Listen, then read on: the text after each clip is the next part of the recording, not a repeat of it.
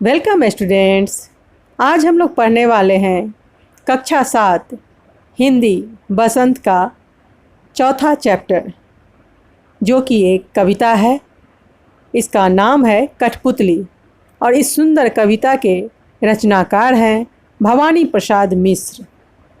तो आइए शुरू करते हैं, लेकिन इस सुंदर कविता को पढ़ने से पहले आइए हम लोग कवि के बारे में थोड़ी सी जानकारी प्राप्त कर लें। कविवर भवानी प्रसाद मिश्र जी हिंदी भाषा के महान लेखक, कवि और निबंधकार थे। इनका जन्म 29 मार्च 1913 ईस्वी को मध्य प्रदेश के होशंगाबाद जिले के टिगरिया गांव में हुआ था। वे कविता, निबंध, संस्मरण और बाल साहित्य लेखन में निपुण थे। इनकी प्रमुख रचनाओं में चकित है दुख, नीली रेखा तक, तुक्कों के खेल, अंधेरी कविताएं आदि प्रमुख हैं। तो आइए हम लोग यह सुंदर कविता कठपुतली पढ़ें और इसका आनंद लें, और यह कविता हमें क्या संदेश देती है ये जानने का प्रयास करें। तो शुरू करते हैं यह सुंदर कविता। कठपुतली। कठपुतली गुस्से से उबली, बोली ये धागे क्यों हैं मेरे पीछे आगे, इन्हें तोड़ दो, मुझे मेरे पाँवों पर छोड़ दो। सुनकर बोली और कठपुतलियाँ कि हाँ, बहुत दिन हुए हमें अपने मन के छंद छुए। मगर पहली कठपुतली सोचने लगी, ये कैसी इच्छा मेरे मन में जगी।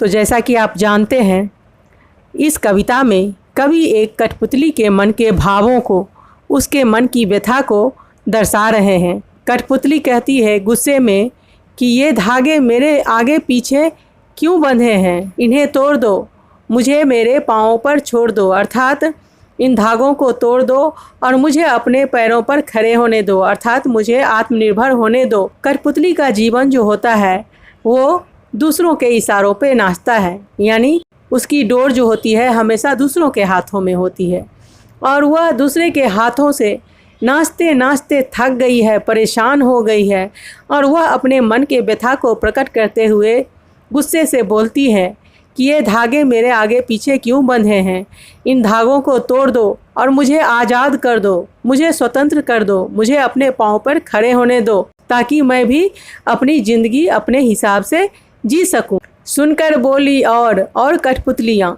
कि हाँ, बहुत दिन हुए हमें अपने मन के छंद छुए। और जब पहली कठपुतली ने अपने मन के भाव व्यक्त किए कि इन धागों को तोड़ दो और मुझे अपने पाँव पर खड़े होने दो, तब बाकी की सभी कठपुतलियाँ भी उसके हाँ में हाँ मिलाने लगी और बोली कि हाँ, सही कहती हो तुम, हमें भी अपने मनमर्जी की जीवन जिए हुए, अपने दुख को दूर किए हुए, अपने खुशी के जीवन को जिए हुए बहुत दिन हो गया, और हम भी अपनी इच्छा अनुसार जीना चाहती हैं।